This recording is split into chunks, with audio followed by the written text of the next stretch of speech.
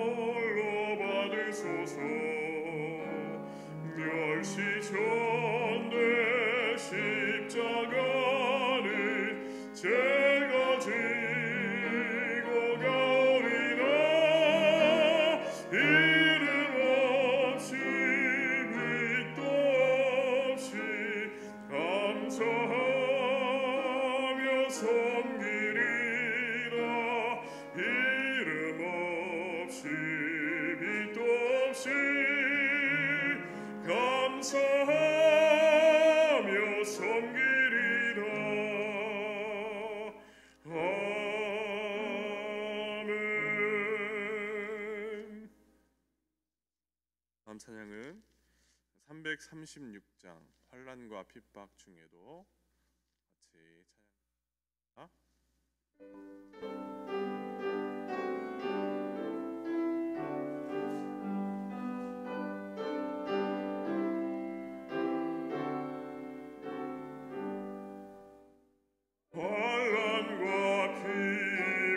같이 찬양합니다.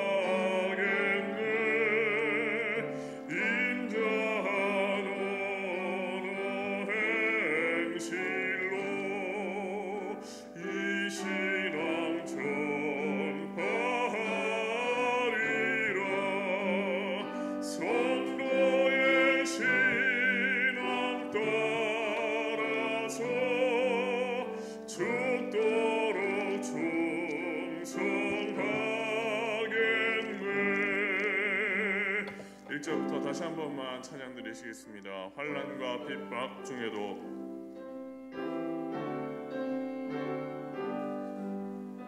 환난과 핍박 중에도 성도는 신앙 지켰네. 이 신앙 생각할 때에 기쁨이 충만하도다. 성도의 신앙 따라서 죽도록 충성하겠네. 옥중에 매인 성도나 양심은 자유 얻었네. 우리도 고난 받으며 죽어도 영광 되도다. 성도의 신앙 따라서 죽도록 충성하겠네.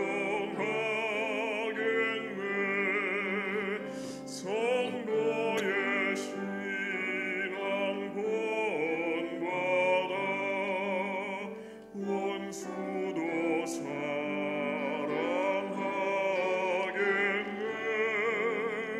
인자한 언어 행실로 이 신앙 전파하리라. 성도의 신앙 따라서 죽도록 충성하겠네.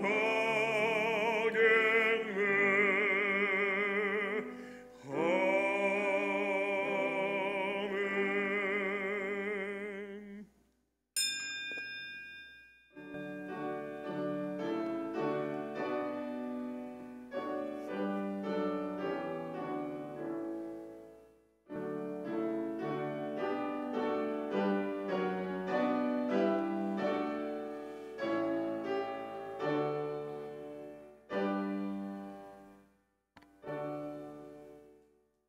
신앙 고백합니다.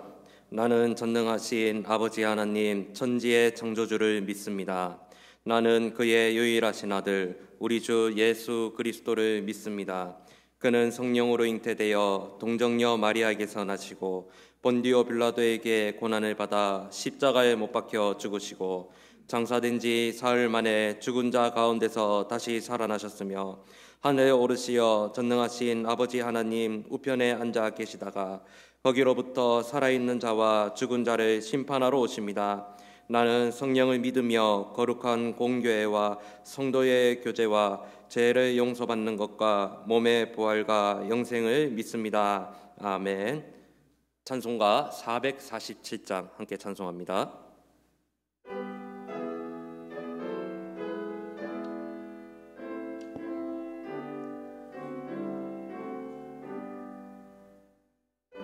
세상 끝날까지 주 섬겨 살리니 내 친구 되신 주 영을 함께 하소서.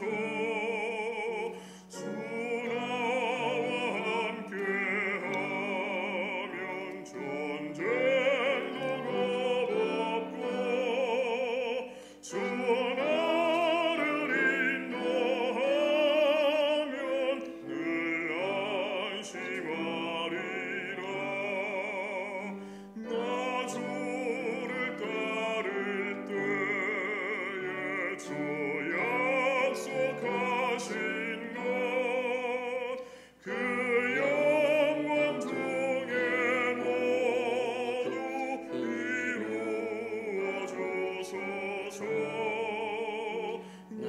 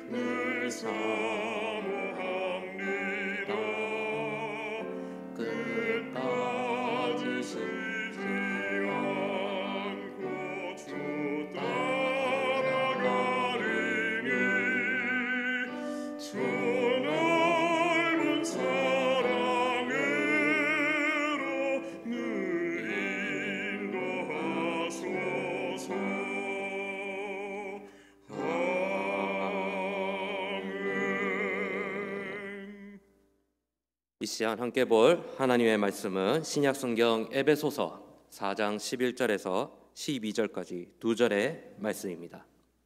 우리 화면으로 보고 계시는 저와 그리고 여러분들이 함께 하나님 말씀을 받겠습니다.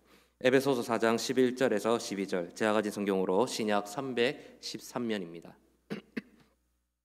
하나님 말씀을 함께 합독하겠습니다. 그가 어떤 사람은 사도로, 어떤 사람은 선지자로, 어떤 사람은 복음 전하는 자로, 어떤 사람은 목사와 교사로 삼으셨으니 이는 성도를 온전하게 하여 봉사의 일을 하게 하며 그리스도의 몸을 세우려 하심이라. 아멘. 기도하겠습니다. 하나님 아버지, 오늘도 하나님 은혜 가운데 하루를 살게 하시고 이 수요일 저녁 수요 기도회를 허락하여 주신 주님 감사합니다. 국가적으로 코로나 바이러스로 인하여 함께 회집하지 못하고 원근 각지에서 또 각자의 자리에서 또 이 시간 예배를 드리게 됩니다. 하나님 아버지, 비록 저희들 육신으로 멀리 있을지라도 동일한 하나님의 은혜가 온 성도와 가정 위에 함께하여 주시기를 주님 소망합니다. 이 시간 기독교 강요의 말씀을 함께 살펴보고 탐구하고자 합니다. 저희들에게 말씀을 깨달을 수 있는 지혜와 능력을 더하여 주시고 또 오늘 주신 말씀을 붙들고 그 말씀을 삶 속에 온전히 실천하며 하나님께 영광 올려드릴 수 있는 한일교회와 온 성도 될 수 있도록 인도하여 주옵소서. 성령께서 우리들의 각 심령 위에 함께 하시고 은혜 베풀어 주실 줄 믿습니다. 주여 역사하여 주옵소서. 감사드리며 살아계신 예수님의 이름으로 기도드립니다. 아멘. 할렐루야. 수요 기도회를 인터넷으로 또 유튜브로 함께 보고 계시는 여러분들을 예수님의 이름으로 축복합니다. 우리가 함께 한 공간에서 예배 드릴 수 없지만 지금 또 유튜브를 보시는 가운데에서 함께 하실 줄 믿습니다. 여러분들하고 또 실시간으로 소통하기 위해서 저도 이렇게 지금 실시간으로 여러분들의 그러한 또 상황들을 또 함께 살펴보고 있습니다. 댓글 달아주시고 관심 가져주시면 너무 감사하겠고요. 혹시 이 말씀을 듣다가 아멘을 하시고 싶다 그러면 그 자리에서 아멘 하셔도 되고요. 댓글로 아멘이라고 달아주시면 또 저희가 비록 이 몸은 떨어져 있지만 함께 또 하나님 말씀을 가까이서 나누는 것 같은 그러한 느낌을 받으실 줄 믿습니다. 이 시간 말씀을 나눌 때에 삼위 하나님의 크신 은혜가 저와 여러분들의 심령에 가득하시기를 진심으로 소망합니다. 아멘. 원래 수요기도회로 모이셨으면 페이퍼를 나누어 드리는데 우리 한일교회 홈페이지에 들어가시면 오늘자 기독교 강요 페이퍼가 있습니다. 혹시 홈페이지에 접속하셔서 한글 파일이나 PDF 파일을 보시고 참고하셔도 좋고 아니면 이 화면에 영상들을 보시고 또 말씀을 들으시면 좋겠습니다. 오늘은 제4권 1부 3장 교회의 교사들과 목회자 선정과 직분에 대해서 함께 말씀을 나누고자 합니다. 지금 최근 몇 주 동안 계속해서 우리가 교회에 대해서 이야기를 나누고 있습니다. 교회는 이 눈에 보이는 건물이 아니라 바로 사람들이 모인 공동체다라는 것을 말씀을 드렸습니다. 그렇다면 어떠한 사람들이 모인 공동체냐? 예수 그리스도를 믿고 하나님을 예배하기 위해서 모인 사람들의 공동체가 바로 교회다라고 계속해서 말씀을 드렸습니다. 그리고 교회는 성도에게 있어 어머니와 같다. 어머니와 같은 교회다라고 말씀을 드렸습니다. 왜냐하면 성도는 이 교회를 통해서 영적인 영양분을 공급받고 그리스도의 장성한 분량에까지 자라가고 하나 되어 가기 때문입니다. 이처럼 하나님께서 우리를 이 교회 공동체로 부름과 동시에 또 우리는 이 교회와의 이 관계에서 뗄려야 뗄 수 없는 이 주님과 이러한 매우 유기적인 관계 속에 있음을 우리는 생각해 볼 수 있습니다. 그리고 참된 교회, 거짓 교회의 기준이 무엇인지에 대해서 지난주에 말씀을 나누었습니다. 그 참된 교회의 표지는 바로 하나님의 말씀이 온전히 선포가 되느냐, 그리고 세례와 성찬 같은 성례가 온전히 시행이 되느냐, 그게 바로 참된 교회의 표징이라고 하였습니다. 그렇다면 거짓된 교회의 증거는 무엇이라고 했습니까? 교회의 중심의 주인이신 예수 그리스도를 우선으로 모시지 아니하고 어떤 훌륭한 업적을 남긴 성인이라든지 혹은 또 어떤 종교 지도자들이 주인이 되고 그리고 말씀과 교리가 온전히 선포되지 않는 그러한 교회들은 참 교회로 보기 어렵다. 지난주에 그렇게 말씀을 드렸습니다. 이처럼 하나님께서 이 참된 교회가 온전히 이루어지게 하기 위해서 누구를 들어 사용하시냐? 바로 사람, 즉 하나님께서 부르신 이 예배 공동체의 이 구성원들을 하나님께서 들어 그 일들을 이루신다고 말씀을 드렸습니다. 오늘은 그와 같은 말씀과 성례가 온전히 또 시행될 수 있도록 하나님과 함께 동력하는 그러한 직분자들에 대해서 우리가 함께 오늘 이야기를 나누어 보고자 합니다. 그렇다면 하나님께서 교회의 사람의 봉사를 필요로 하시는가? 하나님께서 연약하고 죄 많은 사람을 이 하나님의 도구로 사용을 하시느냐? 질문을 해볼 수가 있겠습니다. 하나님은 사람의 수고와 도움을 받지 않고서도 모든 것을 하실 수 있는 전능하신 하나님이시죠. 그럼에도 하나님은 누구를 통하여 주님의 몸된 교회를 세워가십니까? 바로 사람을 통하여 주님의 몸된 교회를 세워가십니다. 그리고 또 교회 안에 각자의 역할을 맡은 직분자를 세우심으로 주님의 몸된 교회를 이루어 가십니다. 그리고 이러한 직분의 권위는 바로 하나님의 말씀의 권위에 의해서 행사가 되게 됩니다. 아까 말씀드렸다시피 이 참된 교회의 기준과 표지는 무엇이냐? 바로 하나님 말씀이 온전히 시행되느냐? 그리고 주님께서 제정하신 성례가 온전히 시행되고 있느냐? 그것이 바로 참된 교회의 표지라고 말씀을 드렸습니다. 이와 같은 참된 교회의 표지를 온전히 시행하기 위해서 하나님께서 누구를 세우시느냐? 바로 목사를 세우시는 겁니다. 그리고 그 목사를 통해서 선포된 말씀이 온전히 시행될 수 있도록 하나님께서 장로를 세우시고 또 집사를 세우시고 그리고 오늘의 이러한 한국 정서에서는 또 권사를 세우시고 그렇게 하시는 겁니다. 이처럼 모든 직분자가 서로가 이 하나님 말씀에 복종함으로써 무엇을 세워나가는 겁니까? 주님의 몸된 교회를 아름답게 세워나가는 것입니다.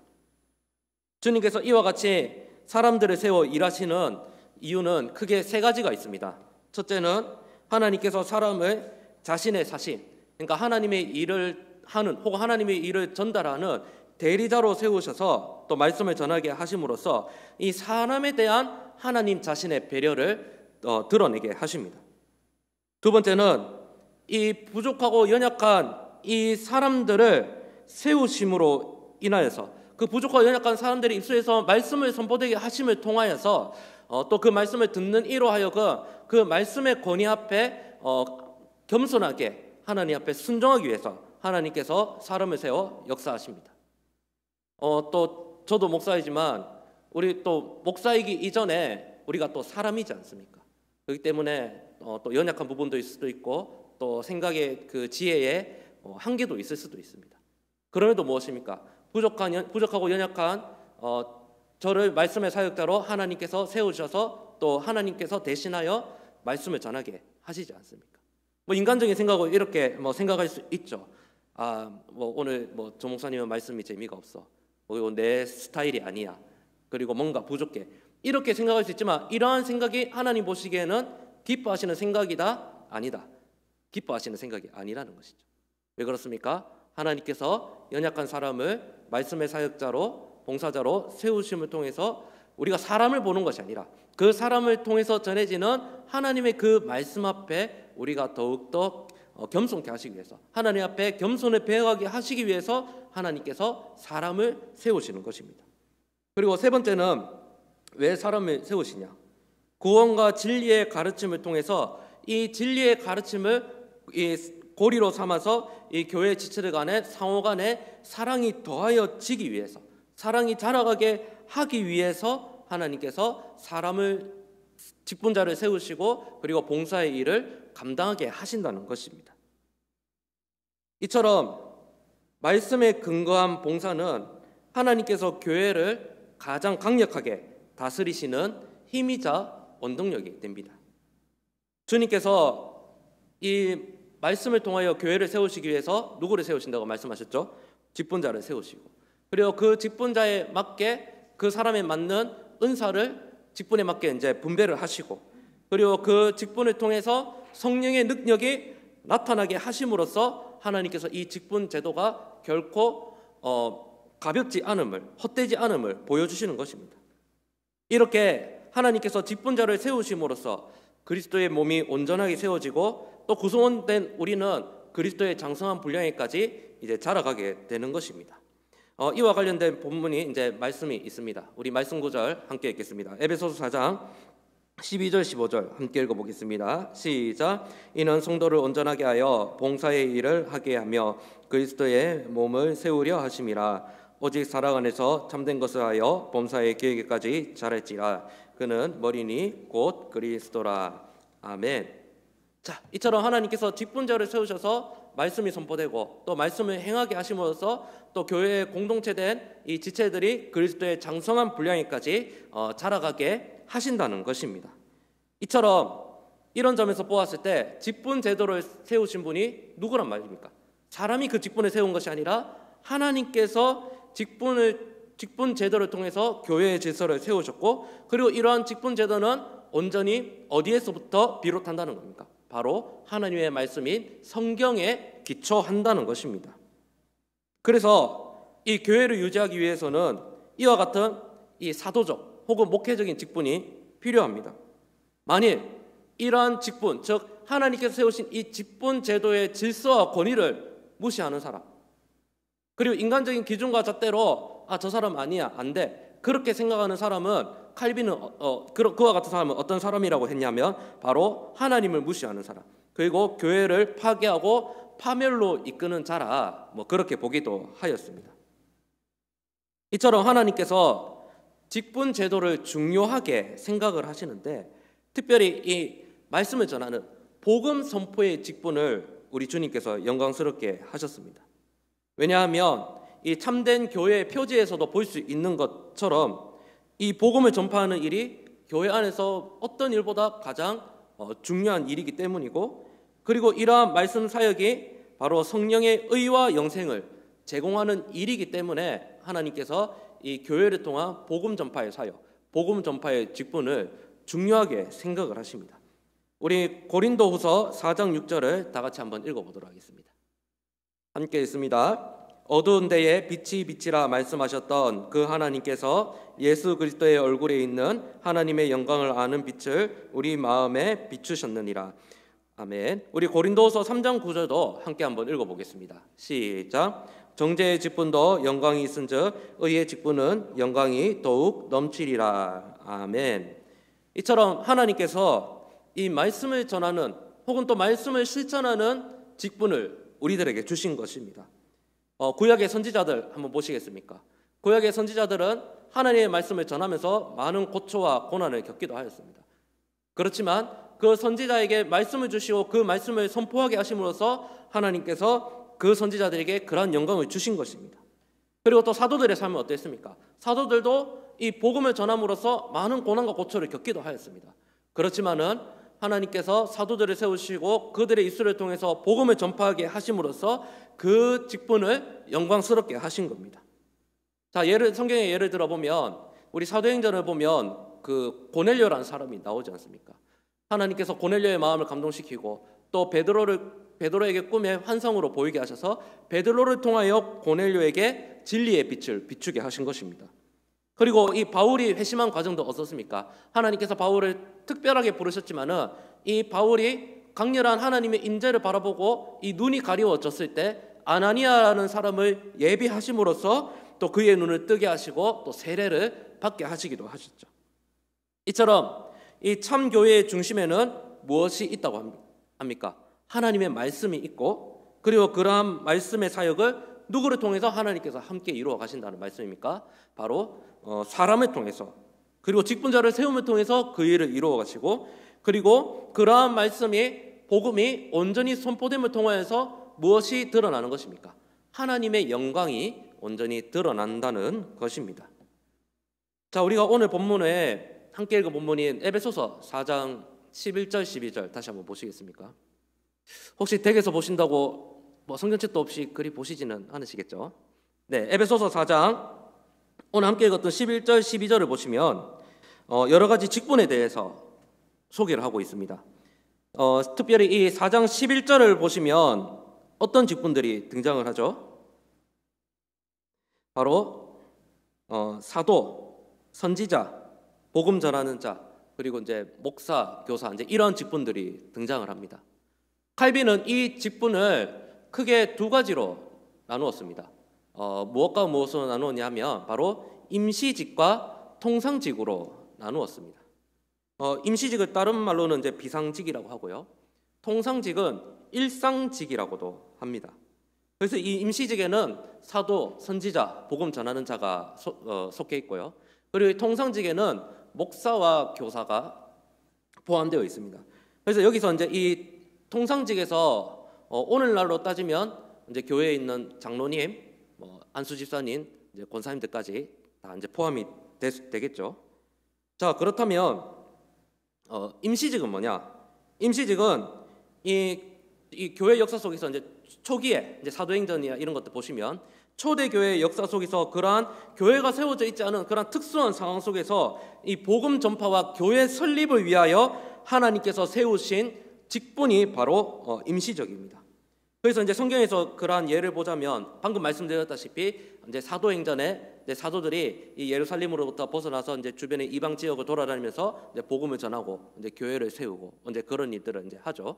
그런 이제 사도들 이제 그 임시직이라고 할 수 있습니다. 자, 그렇다면 오늘날에는 사도들이 있습니까, 없습니까? 있을까요, 없을까요? 세계에서 한번 대답을 한번 해보시면 오늘날에 만일 내가 사도다라고 하면은 가까운 이당 상담소에 신고하시면 되겠죠. 자, 그렇다면 사도는 누구냐? 사도는 이 온 천하에 다니면서 만민에게 복음을 전했던 교회의 창설자들을 사도라고 합니다. 대체로 사도는 이 예수님의 이 제자들을 사도라고 하고요. 그리고 바울도 사도인데 바울 같은 경우에는 예수님의 제자는 아니었지만 하나님의 특별한 부르심에 의해서 그를 사도라고 칭했습니다. 자, 그렇다면 임시직에서 선지자는 누구입니까? 주로 이제 구약에서 많이 나오죠. 네, 구약에서 보는 바와 같이 하나님께서 자신의 말씀을 백성들에게 나타내기 위해서 이 특별한 계시를 주고 그 계시를 전했던 그러한 사람들이 바로 선지자죠. 하나님께서 특별히 세우신 자들입니다. 자, 그렇다면 이 복음 전하는 자는 무엇이냐면요, 이 사람들은 사도들을 도와서 이 복음을 전하고 또 사도들을 도와서 이제 성례를 시행했던 일을 했던 사람들을 의미를 합니다. 주님으로부터 이러한 직분을 받기는 받았지만 이 사도의 권위에는 미치지 못하는 그러한 사람들을 복음 전하는 자라고 합니다. 대표적인 예로 누가, 그리고 디모데, 그리고 디도, 그리고 예수님께서 그 파송하셨던 70인의 제자들, 이와 같은 사람들이 바로 복음 전하는 자에 속합니다. 자, 그렇다면 통상직은 뭐냐? 통상직은 자, 보통 또 해석하기 나름이긴 한데 사도행전 2장을 보면 그 오순절날 성령 강림의 사건이 나옵니다. 근데 성령 강림 사건 이후로 본격적으로 이제 교회 시대가 시작되었다, 그렇게 해석하기도 합니다. 이 통상직은 오순절 성령 강림 이후 이 교회 시대가 시작되고 교회가 설립되고 나서 이 교회에 항상 존재하는 직분을 바로 통상직이라고 합니다. 그래서 오늘날 다른 말로 항존직 이런 말들 많이 들어보셨을 것입니다. 이와 같은 통상직은 무엇이 있다고요? 바로 이 에베소서 4장 11절에 근거했을 때는 목사, 교사, 그리고 오늘날의 교회에는 목사, 교사 플러스 이제 장로님, 권사님, 안수 집사님 이런 것들이 포함되죠. 얼마 전에 저희 투표하셨죠. 자, 그래서 목사는 뭐 하는 사람입니까? 또 사도의 복음 전파하고 성례를 시행하고 이 사도들과 같이 그런 일을 함과 동시에 이 말씀으로 경고하고 권면을 하는 그런 일을 맡은 자를 목사라고 하죠. 자, 그럼 교사는 뭐냐?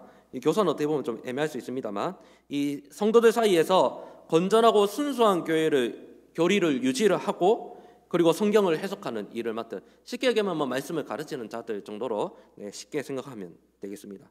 그렇기 때문에 무엇입니까? 임시직은 하나님의 특별한 이 역사를 위해서 어느 일정한 그 기간에 하나님께서 그 특정 기간에만 하나님께서 허용하신 직분이 바로 임시직이고, 그리고 통상직은 무엇이라고요?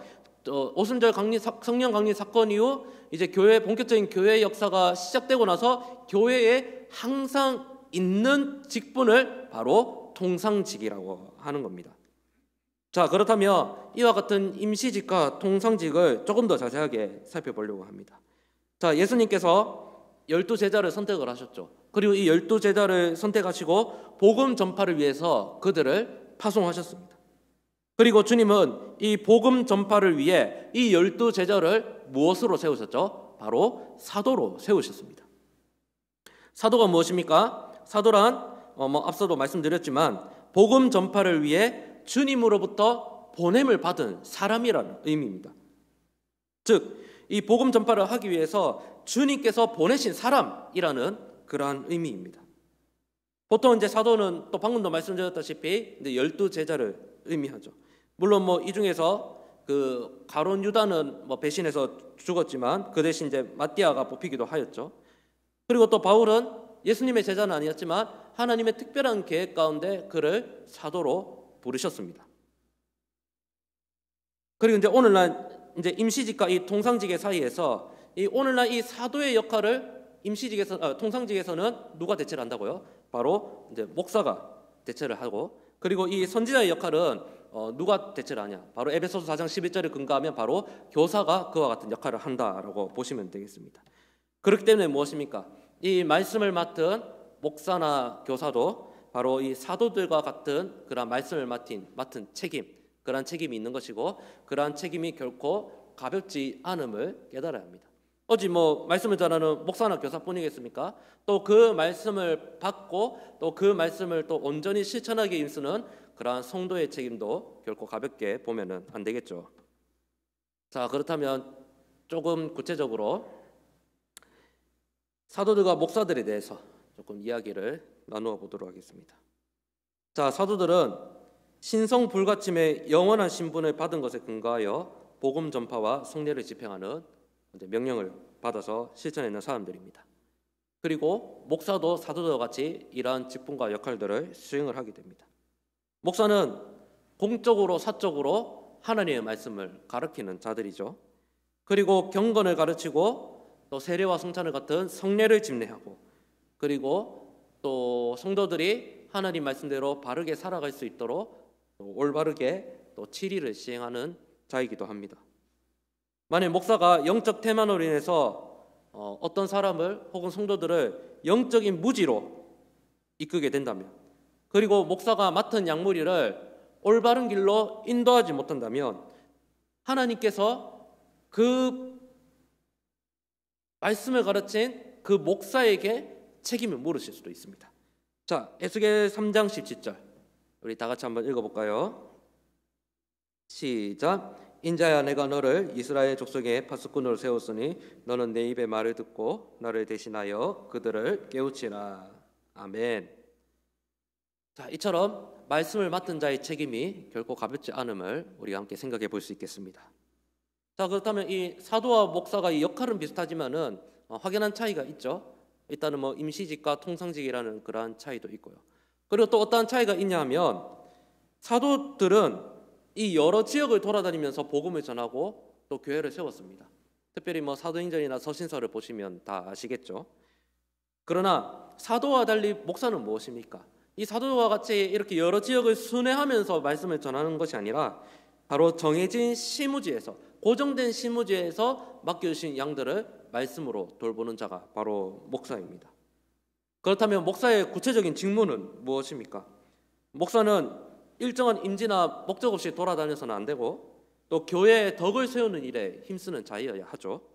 그리고 자신들의 이익을 위해서 마음대로 교회를 내버리고 자기들끼리 당지어서 또 혼란을 일으켜서도 안 되고, 그리고 또 목사는 교만해서도 안 되고 욕심내지 말고 또 하나님께서 맡겨주신 그 분량대로 또 그 한계에 감사하면서 하나님께서 주어진 사역들 감당하고 또 다른 사람의 사역의 영역에 또 침범하지 말아야 합니다. 목사가 한 곳 시무지에서 이 양떼를 돌보는 원리는 이 사람이 아닌 하나님께서 제정하신 일입니다. 이와 같은 그 근거들이 성경에도 몇 가지 내용이 나옵니다. 이 성경을 보면 오늘 읽었던 에베소서 4장 11절의 말씀처럼 이 목사라는 단어가 나오기도 하지만은 대체로 이 목사를 그때 당시에는 이제 장로라고 불렀습니다. 이 장로의 종류가 크게 두 가지가 있죠. 하나는 가르치는 장로가 있고 또 하나는 다스리는 장로가 있습니다. 그래서 오늘날 이 가르치는 장로가 바로 오늘날의 이제 목사이기도 하고, 그리고 이 다스리는 장로는 오늘날 교회에 이제 뭐 시무 장로님들 같은 역할을 한다고 보시면 되겠습니다. 성경에 몇 가지 예를 들자면 사도행전 14장에서 바울이 루스드라와 이고니온과 안디오의 교회들에 각각 처음으로 장로들을 임명한 그 말씀이 있습니다. 또 디도서를 보시면 바울이 디도를 명하여서 각 도시의 장로들을 임명하게 한 그러한 내용이 있습니다. 그리고 이 바울은 빌립보서나 골로새서에서 이 각기 교회에 있는 주교들에 관해 말해서 서로 이와 같이 또 직분을 또 임명하고 세우라는 그런 언급을 하기도 하였습니다. 그리고 이제 이 바울이 사도행전 20장에서 이제 예루살렘으로 가기 전에 에베소 교회에 있는 이 장로들에게 설교를 한 예. 그러니까 이미 그 에베소 교회는 무엇이 세워져 있었단 말이죠? 바로 장로들이 세워져 있었다는 말이죠. 이처럼 바울이 각 교회가 세워진 그 교회에 무엇을 세움으로써 주님의 몸된 교회를 든든하게 했냐? 바로 장로들, 즉 직분을 세움으로써 고정적으로 세워진 교회를 든든하게 하였던 것입니다. 물론 이 목사가 이제 자기의 고정된 시무지에서 이제 목양을 하는 것은 맞지만은 그렇다고 아예 다른 교회 간섭하지 마라, 이것이 아니죠. 간섭을 한다기보다는 서로 이 가까이 있는 교회들, 또 노예에 관해 있는 교회들 이렇게 돕기도 하죠. 자, 그렇다면 만약에 목사가 시무지를 이동하는 일은 어떻습니까? 내가 가고 싶다고 해서 교회를 옮길 수 있습니까? 그렇게는 못합니다. 물론 그 임지를 옮기는 것이 목사에게는 혹은 그 교회에 좋은 일이라고 할지라도 목사 개인의 사사로운 결정으로 그런 일을 할 수 있는 게 아니고 바로 공적으로 세워진 건의에서 합법적인 절차에 의해서 또 시무지 이동이나 그런 걸 할 수 있습니다. 교회 개척과 설립도 마찬가지죠. 내가 교회 개척할 거야, 설립할 거야, 깃발 딱 꽂아서 교회를 개척하고 설립할 수 있는 게 아니고 하나님께서 세우신 권위가 있습니다. 이제 교회는 당회가 있고 재직회가 있고 공동회가 있듯이 또 이 교회 지역 교회들이 모인 또 의결 회의가 있죠. 바로 이제 노회가 있죠. 그런 이제 노회의 그러한 승인에 의해서 또 목사가 청빙을 하기도 하고 사임하기도 하고 또 교회를 또 개척하기도 하고 그렇게 합니다. 우리 교회 안 다니시는 분들이 이런 이야기들 많이 하죠. 목사님이 교회의 대장이어서 또 교회를 마음대로 휘두를 수 있고 돈 마음대로 사용할 수 있고 그리고 보스 아니냐 그렇게 이야기할 수 있는데 이 성경적인 이 원리들을 이해를 한다면 무엇입니까? 목사 혼자서 마음대로 할 수 있는 게 아니죠. 하나님께서 권위와 질서에 맞게 직분을 세우셨고 또 당회, 노회라는 이러한 의결 기관을 세우심을 통해서 또 하나님께서 각 시무지에 맞게 하나님께서 맡겨주신 양들을 돌볼 수 있도록 목사를 보내시고 부르시고 보내시고 파송을 하시는 것이죠. 자, 그렇다면 이제 목사를 다른 말로 이제 장로라고 했는데 에베소서 4장 11절에 나오는 목사를 다른 말로는 장로 그리고 주교 혹은 사역자 이렇게 표현을 하기도 합니다. 일반적으로 이 목사, 장로, 주교, 사역자 다 어떻게 보면 비슷하면서도 같은 의미인데 이 말씀을 전하는 사람을 또 주교라고 하기도 합니다. 가톨릭에서 이런 말을 많이 쓰는 것 같습니다. 그리고 또 성경을 보면 한 교회에는 여러 주교가 있고 또 이 에베소 교회를 보면 또 장로들을 가리켜 동시에 감독이라고 또 하기도 했습니다.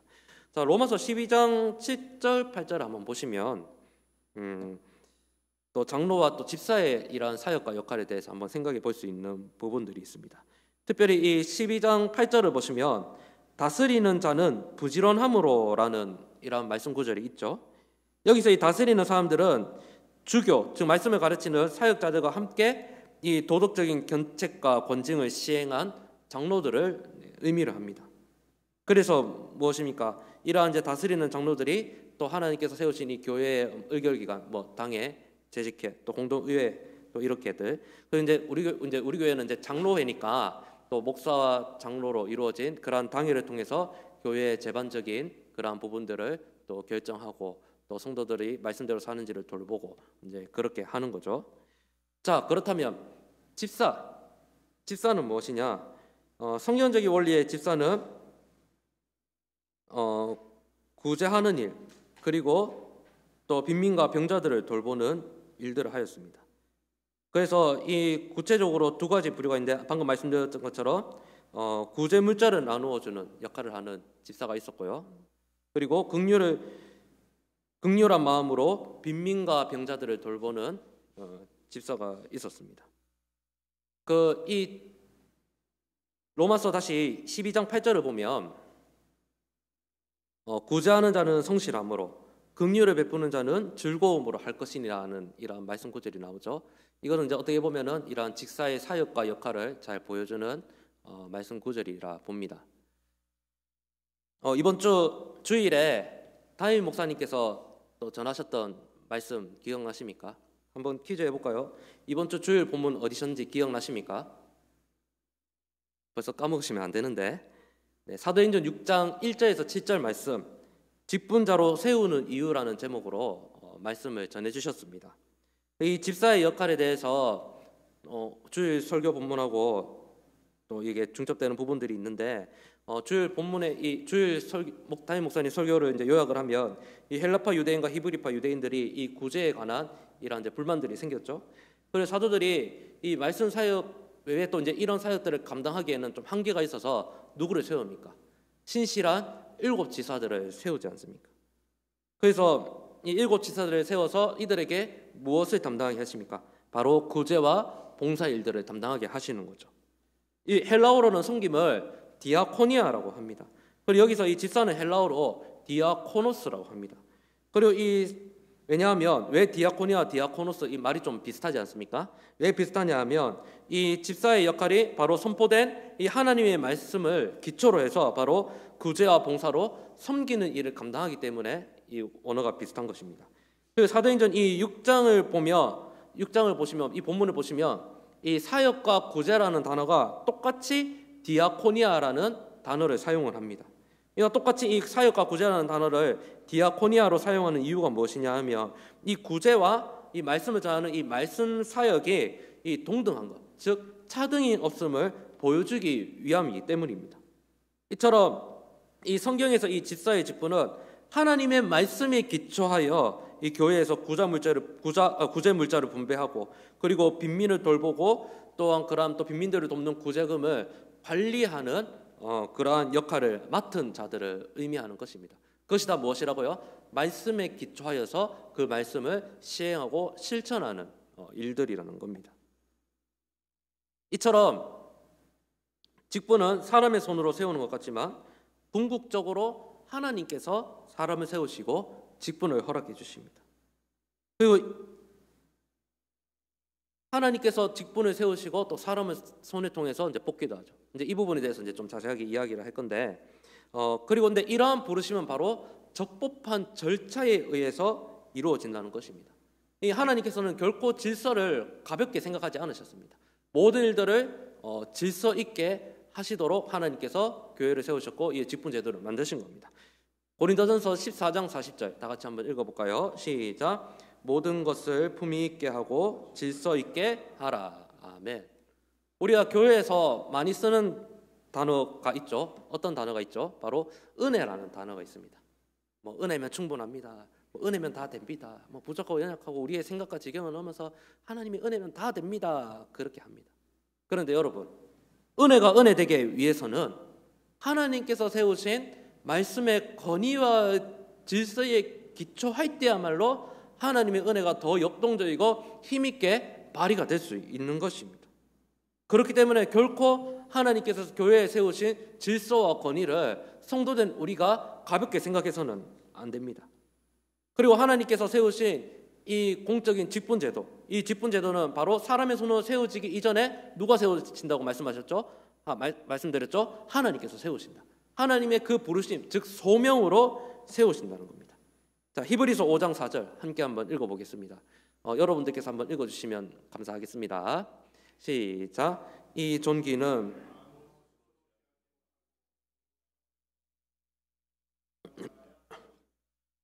아멘. 하나님께서 사람을 부르시고 또 직분자로 세우신다는 것이죠. 그게 무엇입니까? 또 그 직분을 받은 자는 무엇을 하라? 맡은 자에게 구할 것은 무엇이다? 바로 충성이다라는 것이죠. 자, 이와 같은 사역자의 직무에 대해서 고려해야 될 사항들이 있습니다. 첫째는 어떤 종류의 사역자가 될 것이냐. 둘째는 어떻게 임명할 것이냐. 셋째는 누가 사역자를 임명하는가. 그리고 넷째는 어떻게 임명식을 할 것이냐. 자, 우리가 이 소명에 대해서 이야기를 할 때 외적 소명과 내적 소명을 이제 이야기를 하죠. 이 내적 소명은 무엇입니까? 하나님께서 각 사람의 마음 가운데 이 말씀으로 살고자 하는 어떠한 이 강렬한 느낌 그리고 강렬한 감동 그런 것들을 의미를 하고, 그런 이 내적 부르심에 기초하여서 이 외적인 어떤 그런 것도 있죠. 목사 같은 경우에는 무엇입니까? 교회의 부르심과 교회의 청빙이 있어야만 그런 외적 부르심이 수립이 되는 것이죠. 또한 하나님께서 또 사람을 부르실 때 그냥 부르시는 것이 아니라 그러한 또 부르심에 합당한 삶을 살아갈 수 있도록 그에 맞는 능력을 허락하여 주십니다. 그리고 그 직분의 자리에서 그러한 능력들을 발휘할 수 있도록 하나님께서 은혜를 주시는 거죠. 그래서 칼빈은 이제 이러한 능력을 하나님께서 갑옷을 입혀 주신다, 그렇게 이제 표현을 하기도 하였습니다. 이 부분에서는 고린도전서 12장 7절에서 11절의 말씀을 한번 살펴보시면 좋겠습니다. 그렇다면 누가 어떻게 사역자가 될 수 있느냐? 디모데전서나 디도서를 보시면 직분자와 갖춰야 될 자격에 대해서 이제 설명을 하고 있습니다. 혹시나 교단 헌법을 가지고 계신 분들이 있다면 교단 헌법에도 또 목사의 자격, 장로의 자격, 안수집사님의 자격, 권사님의 자격들 이런 것들이 명시가 되어 있습니다. 근데 대체적으로 이제 목사나 집사나 이 장로들의 자격이 성경의 자격들을, 성경에서 말씀하는 자격들을 간략하게 말씀드리자면 성경에서 말씀하는 건전한 교리를 믿고 또 생활이 다른 사람들 하나님 앞에서나 다른 사람들 보기에 흠이 없고 거룩하여야 하고, 그리고 또 하나님께서 맡기신 건의와 사역에 합당한 그러한 사역, 그러한 또 사람이 선출되어야 하겠죠. 또한 직분자에게 필요한 것들이 또 무엇이 있겠습니까? 그 직분에 대한 그러한 기능들을 잘 알고 또 그러한 직분, 그런 은사와 재능이 있는지도 잘 살펴볼 수 있어야겠죠. 그런데 하나님께서 그러한 직분을 부르실 때 하나님께서 그 직분자로 하여금 무엇을 주신다고 하셨죠? 그 직분을 감당할 수 있는 능력도 주신다, 구비시켜 주신다라는 거죠. 예수님께서 이 제자들과 그리고 복음 전하는 자들을 파송하실 때 어떤 능력을 주셨습니까? 하나님께서 함께 하시겠다, 그리고 귀신을 내어쫓고 병을 고치고 예수 그리스도의 이름으로 복음을 선포할 수 있는 그러한 능력을 주셨죠. 그렇기 때문에 우리가 이 또 직분자를 또 선출할 때에 그러한 또 맡겨주신 은사와 재능들을 잘 활용할 수 있는 그런 능력들이 또 잘 구비되어 있는지 또 이 영적인 안목을 가지고 또 살펴볼 수 있는 그런 것들이 있어야겠죠. 그리고 결국에는 무엇입니까? 그런 능력을 인간이 살펴보지만은 결국에는 성령께서 그 사람을 부르시고 또 그 사람을 하여금 감당할 수 있는 능력을 주시는 거죠. 자, 디모데전서 5장 22절 함께 한번 보겠습니다. 시작. 아무에게나 경솔히 안수하지 말고 다른 사람의 죄에 간섭하지 말며 내 자신을 지켜 정결하게 하라. 아멘. 또한 또 사람을 세우실 때 이 어떤 이 영적인 민감함 그리고 이 종교적 겸허감을 가지고 또 사람을 세워야 합니다. 왜냐하면 우리가 기도하는 가운데 하나님 뜻을 묻는 가운데 또 우리 지난주처럼 이제 투표하고 또 그렇게 하지 않습니까? 사도행전 14장 23절을 보면 또 이런 말씀이 있습니다. 함께 한번 읽어보겠습니다. 시작.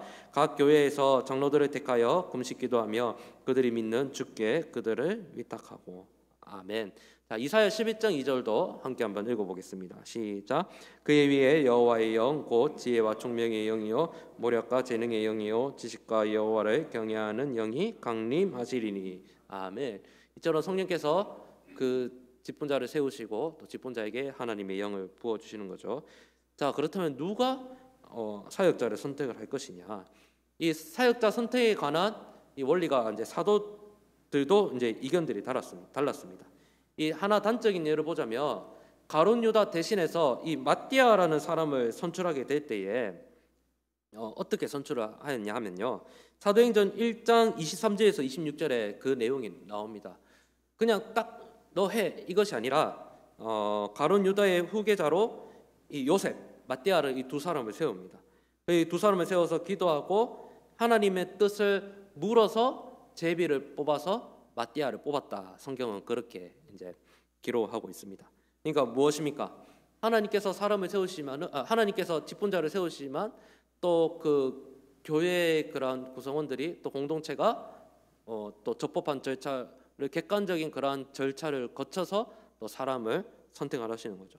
무엇입니까? 각 사람의 이러한 심령 가운데 성령께서 함께 하심을 믿고 또 그 각 사람의 성도의 손을 통해서 직분자를 선출하게 되는 것이죠. 바울은 이 자신의 사도직이 누구로부터 말미암았다고 했습니까? 사람의 손으로 뽑히고 선택되기 이전에 자신의 부르심은 바로 하나님으로부터 말미암았다 말씀을 합니다. 우리 갈라디아서 1장 1절과 12절 함께 한번 읽어보겠습니다. 시작. 사람들에게서 난 것도 아니요 사람으로 말미암은 것도 아니요 오직 예수 그리스도와 그를 죽은 자 가운데서 살리신 하나님 아버지로 말미암아 사도된 바울은 이는 내가 사람에게 받은 것도 아니요 배운 것도 아니요 오직 예수 그리스도의 계시로 말미암은 것이라. 아멘. 네, 바울은 이렇게 고백을 하고 있죠. 하나님께서 부르시지만은 누구를 통해서 세우신다고요? 계속 말씀드렸다시피 사람을 통해서 직분자를 세우신다라고 하죠. 자, 바울과 바나바도 이제 이방인의 사도로 이 사역을 위해서 파송받았을 때 어느 교회로부터 파송을 받았습니까? 안디옥 교회로부터 파송을 받았죠. 이러한 과정이 바로 사도행전 13장 2절 3절에 나와 있습니다. 함께 한번 읽어보겠습니다. 시작. 주를 섬겨 금식할 때에 성령이 이르시되 내가 불러 시키는 일을 위하여 바나바 사울을 따로 세우라 하시니 이에 금식하며 기도하고 두 사람에게 안수하여 보내니라. 아멘. 함께 금식을 하고 기도하고 그리고 또 안수하여 보내는 이런 사람을 통해서 세우는 과정들이 있죠. 그리고 앞서 말씀드렸다시피 마띠아도 하나님께서 그 사람을 부르셨겠지만 바로 사람의 손을 통해서 제비를 뽑아서 또 선출되었다는 것들을 보여주고 있죠. 자, 지난주에도 그랬듯이 하나님은 사람을 통해서 역사하시고 사람의 손을 통해서 이제 직분자를 선택을 합니다. 이렇게 사람의 손을 통해서 선출하는 것, 이 다수가 어떤 그런 권위를 가지고 직분자를 선택하고 선출하는 것이 또 성경에도 그런 내용들이 있습니다. 이 바울과 바나바가 장로들을 임명할 때에 교회 전체가 이 거수로 또 장로들을 뽑았다는 그러한 기록들도 있습니다. 사도행전 14장에. 그리고 이 구약에서 이 레위족의 제사장들을 성별하기 전에 온 백성 앞에 그들을 내세웠다는 그러한 또 구약의 내용들도 있습니다. 그리고 마띠아도 또 사람들의 그러한 함께 기도를 하고 또 제비를 뽑고 그러한 선출하는 과정들. 그리고 또 이번 주일에 담임 목사님께서 또 전하셨던 말씀에 보면 사도행전 6장을 보아도 7지사의 그러한 선출한 과정이 또 사람들이 모인 곳에서 또 객관적으로 적법한 절차를 거쳐서 뽑힌 그런 사례들을 이제 볼 수 있겠죠. 키프리아누스는 이 점에서 이런 이야기들을 하였습니다. 우리 키프리아누스의 이 말을 함께 한번 읽어보겠습니다. 이러한 예들을 보더라도 사제를 임명할 때에는 반드시 사람들이 보고 알아야 한다는 것을 알 수 있는데 그래야만 그 임명이 모든 사람의 증거로 검토되며 공정하고 합법적인 것이 될 수 있기 때문이다. 자, 그렇다면 마지막으로 그러면 임명을 어떻게 할 거냐? 보통 이제 임명을 할 때에는 이 사도들이 사역자들을 임명할 때에는 안수식을 거행하였습니다. 근데 이러한 안수식은 바로 이 히브리 전통에서 나온 관습이라고 볼 수 있습니다. 이 성경에도 이 안수에 대한 여러 가지 또 예들이 등장을 합니다. 이 요셉의 아버지인 야곱이 애굽으로 내려와서 이 요셉의 아들인 에브라임과 므낫세를 이제 축복을 하죠. 그 축복을 할 때 어떻게 합니까? 또 양손을 그들을 이제 교차하여서 축복하는 내용이 있죠. 그 예수님께서 복음서에서 이 어린아이들을 축복하실 때, 축복하며 기도해 주실 때 어떻게 했습니까?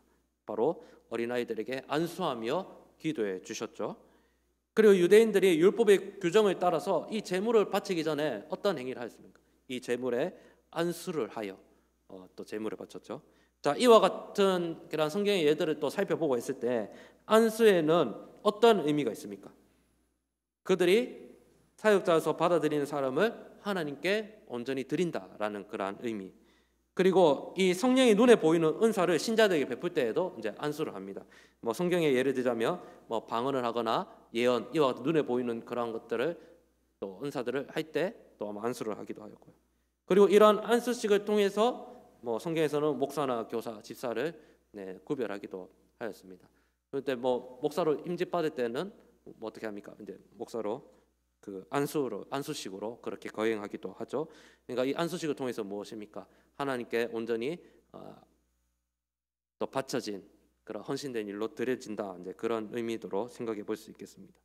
이처럼 안수식은 직분의 위엄을 교회에 알리는 표징으로 또 유용하고, 또 임명을 받는 사람에게는 그가 하나님과 교회를 섬기는 일에 속박되었음을 인식시키고, 그리고 그러한 안수를 통해서 영의 임재를 표징하는 그러한 사인이 되기도 합니다.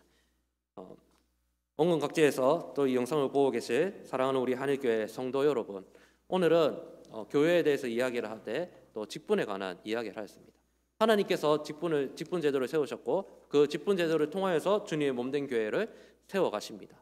그리고 하나님께서 또 그 직분자들을 부르시고 또 하나님께서 세우신 교회의 질서, 그리고 의회의 질서, 그리고 또 사람을 통해서 적법한 절차를 통해서 또 사람을 세우십니다. 그러한 사람을 세우심을 통하여서 무엇입니까? 주님의 몸된 교회를 더욱 든든하게 세워가는 것입니다. 교회는 인간적인 어떤 생각이나 눈으로 움직여지는 공동체가 아닙니다. 온전히 또 영적인 안목으로 바라보아야 되고, 또 하나님의 그러한 성령의 역사, 또 영적인 일들로서 이루어져가는 공동체입니다. 그러니까 이게 무슨 말이냐면, 우리의 눈으로 보았을 때 저 사람이 좀 부족해 보일 수도 있고 내 마음에 안 들 수도 있지만은 결국에는 부족하고 연약한 사람을 통해서 누구의 역사가 일어나는 겁니까? 하나님의 역사가 일어나는 것입니다. 그렇기 때문에 우리가 이 교회 내에서 하나님께서 우리들에게 맡겨주신 직분, 사역들이 뭐 인간의 어떤 그런 인기나 어떤 능력으로 그 말미암음이 아니라 오직 하나님께로부터 말미암았음을 믿고 우리가 하나님께서 세우신 그러한 영적 권위에 겸손하게 순종함으로써 주님의 몸된 교회를 아름답게 세워가는 저와 여러분들 되실 수 있기를 진심으로 소망합니다. 아멘. 기도하겠습니다. 하나님 아버지 감사합니다. 오늘도 우리가 함께 원근각지에 흩어져 있지만 함께 하나님의 말씀을 나누었습니다. 하나님께서 우리들에게 직분 주셔서 감사하고 또 그 직분이 하나님께로부터 말미암았음을 믿고 겸손하게 하나님 앞에 순종하며 또 서로를 또 믿음 가운데 든든히 세워가는 성도의 삶이 될 수 있도록 하나님 아버지 인도하여 주옵소서.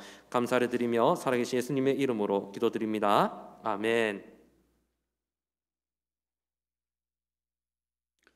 찬송가 210장 찬송하겠습니다. 210장 찬송입니다.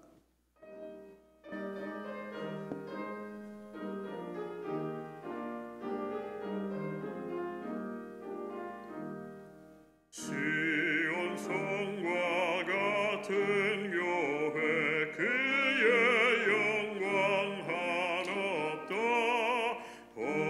허락하신 말씀대로 주가 친히 세웠다. 반석 위에 세운 교회 흔들 자가 누구랴. 모든 원수에 왔사도 아무 근심 없도다.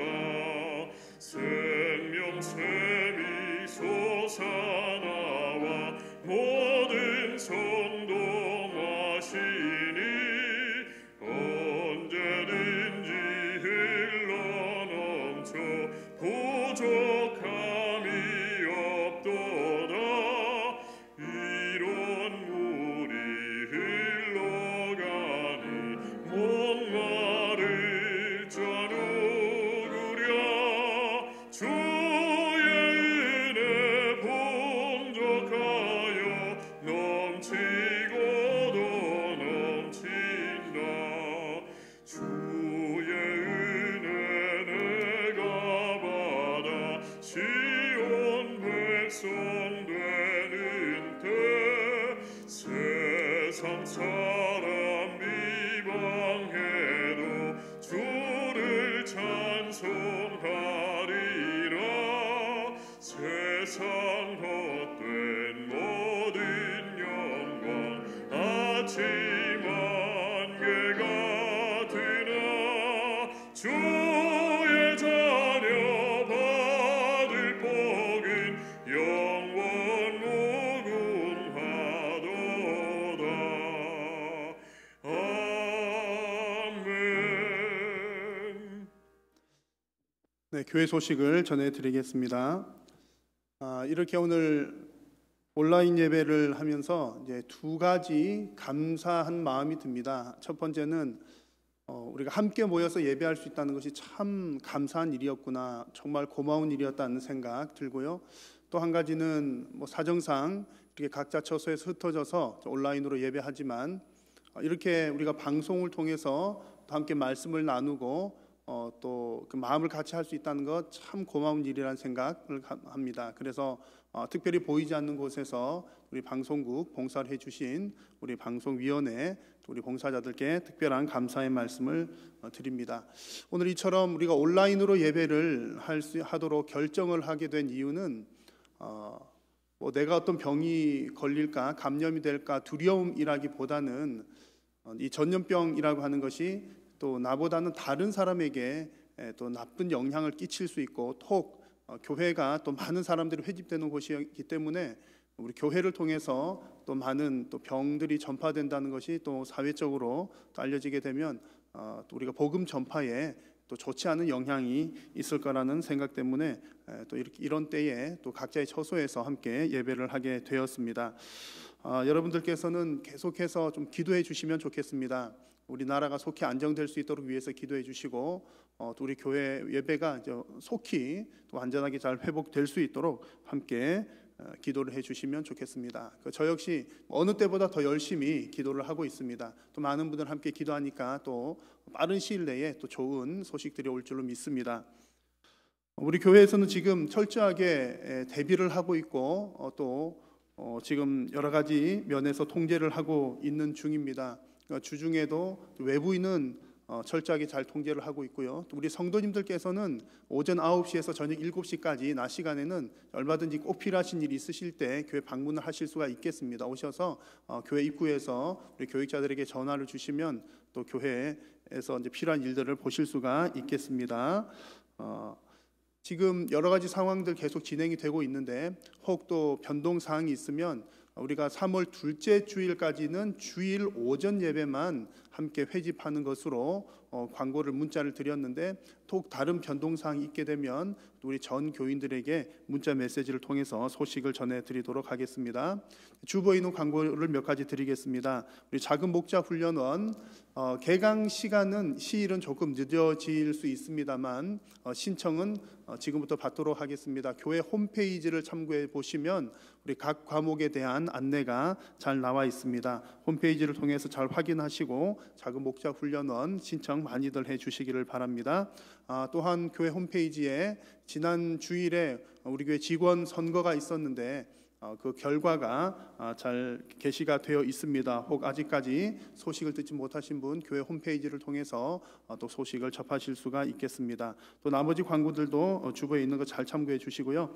또 지금처럼 이렇게 교회 회집하기 어려운 이런 때에 또 바깥 출입도 많이들 자제를 하고 계시니까 우리 성도님들께서 특별히 성경 통독하는 일에 또 열심을 내는 시간 되셨으면 좋겠습니다.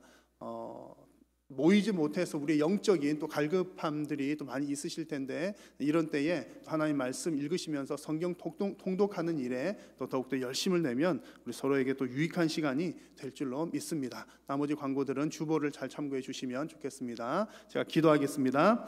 살아계신 여호와 하나님, 은혜를 감사합니다.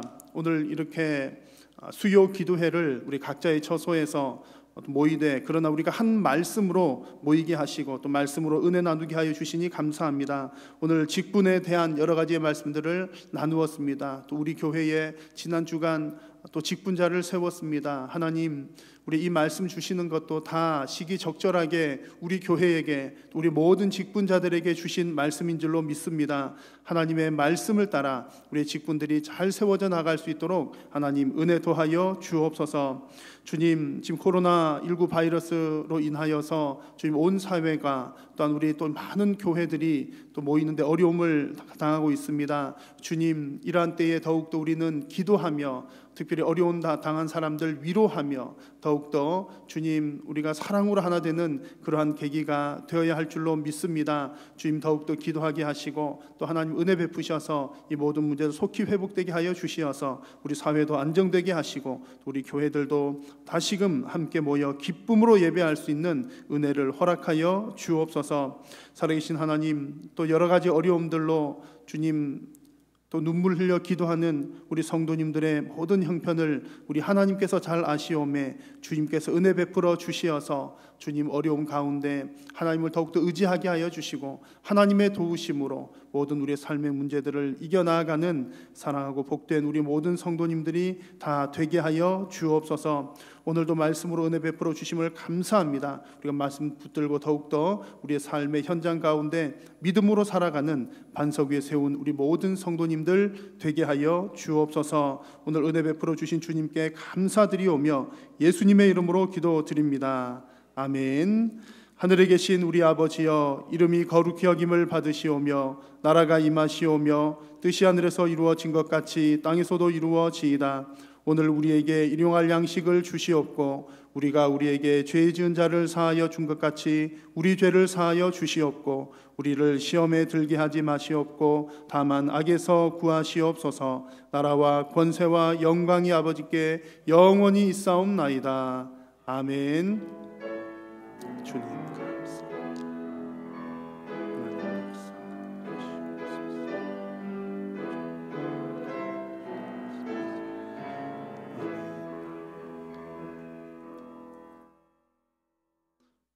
수요 기도회를 마쳤습니다. 여러분의 모든 가정 위에 우리 하나님의 은혜와 평강이 함께 하시기를 축복합니다.